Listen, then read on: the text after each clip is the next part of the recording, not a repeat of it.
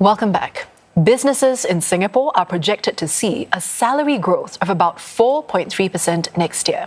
This is according to a fresh survey that looked at pay adjustments and employee turnover rates of over 700 firms across 6 Southeast Asian countries. Now, Singapore's projected salary growth is the lowest among the 6 countries, which include Malaysia, Thailand, and Indonesia. Vietnam is expected to have the largest at 7.1%.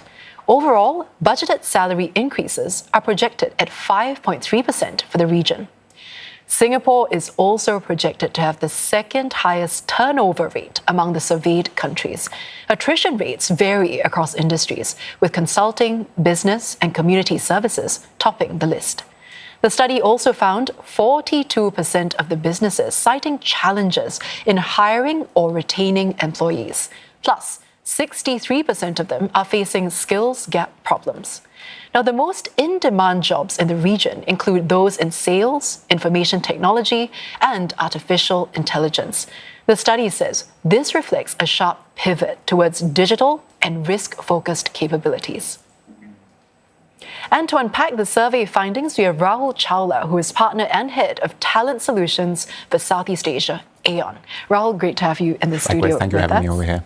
Now let's start with the overall outlook then for the compensation and employment sector in 2026. What are your views on that? Yeah, the outlook has shifted a fair bit. So when we asked our clients about business outlook in the beginning of the year, that was pre-trade tariffs. Close to 50% of our clients said the business outlook is positive. Now, when we asked that question again in the second half of the year, close to a third of the clients are now saying that that outlook is positive. So the needle has shifted towards neutral or slightly pessimistic outlook. Now, as it relates to then hiring challenges or hiring outlook, 2/3 of the clients in Singapore are saying that their hiring projections are to be flat, and 13% of our clients are saying that they expect the workforces to contract to an extent of more than 5%.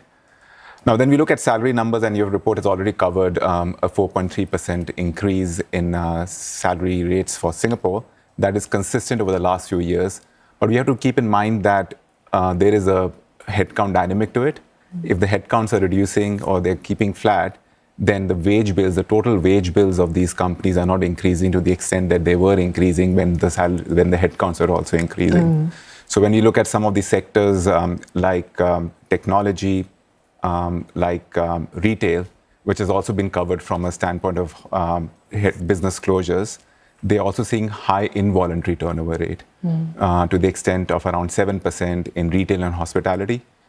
Your channel and other media outlets have covered how F&B is facing some stresses in the environment. So that is now being manifested in involuntary turnover rates, which could be a count of severances, business closures, and technology is also a well-documented story in terms of layoffs in the past couple of years. There's quite a bit to unpack. The headline is that 4.3% is an increase in salary rates, but what is happening below the line in terms of headcount increases or not is something which needs to be also looked at. Let's dive a bit deeper into that then, the 4.3% salary growth in 2026. Now, this is the lowest among all the 6 countries that have been polled. And also, this is despite a very tight employment market in Singapore. Why is this so? Yeah, so we have to understand that there is a macroeconomic dimension to this number. Singapore is a developed market, a developed economy amongst the 6 countries that are covered in this survey. If you look at Vietnam, which has the highest salary increase rate, the GDP growth rate is north of 6%. And Singapore is a fraction of it because of it being a developed economy. Inflation rates in developed economies are typically lower than developing economies. So the outcome, the salary increase is an outcome of these 2 key factors. And hence, Singapore is experiencing a lower salary increase rate. But if you look back at Singapore, maybe 20, 30 years back, the salary increase rates may have been much higher. So hence, it's not a comment on the ability to pay or the ability to increase your salary, but it's reached a certain level.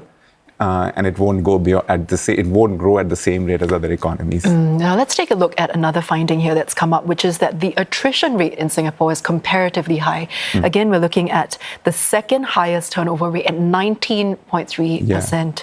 What does this say about our labour and our employment market? That's a thriving market. It's a comment on how companies are still willing to International organizations and firms are still willing to set up their bases and foundations in Singapore. They see Singapore as a talent market in terms of skills and capabilities which will help them grow their businesses. Hence, it is a market which is liquid.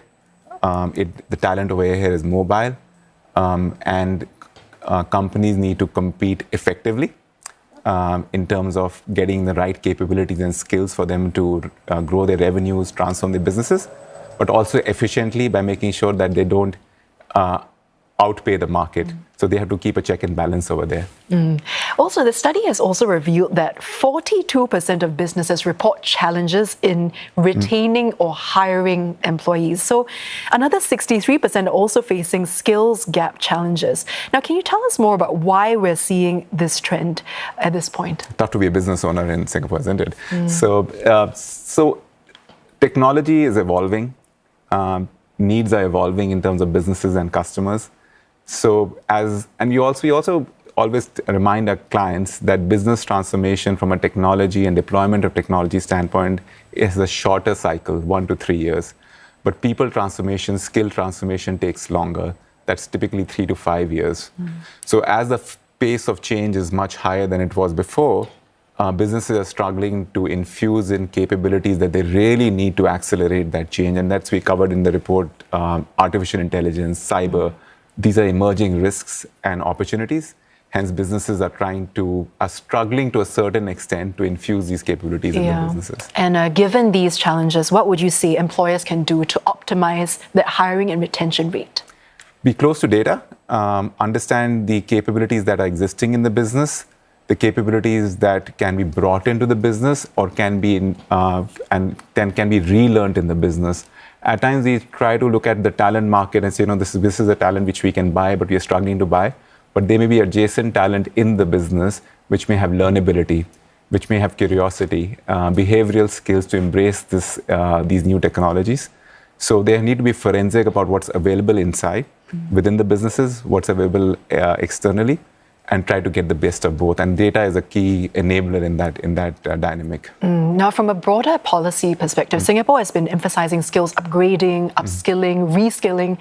Has enough been done, do you think? And what more do you think can be done to help companies tackle these challenges? Yeah, so Singapore offers opportunities for companies to attract talent into their ecosystems. A lot of grants have been given to Singaporeans to upskill themselves. A lot of grants have been given to companies to redesign their jobs. There have been tripartite alliances with SNEF grants being given out to companies to redesign jobs. And those job architectures, job descriptions start attracting the right kind of capabilities and talent.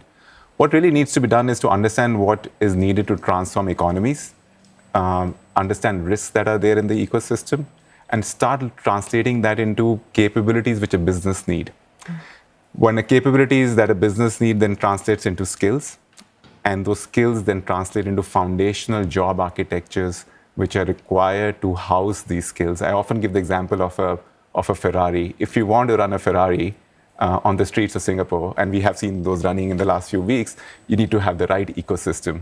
So if you need the Ferrari of skills in this ecosystem, you need to build the right roads, devoid of any speed bumps, have the right fuel going into it from a compensation and benefit standpoint.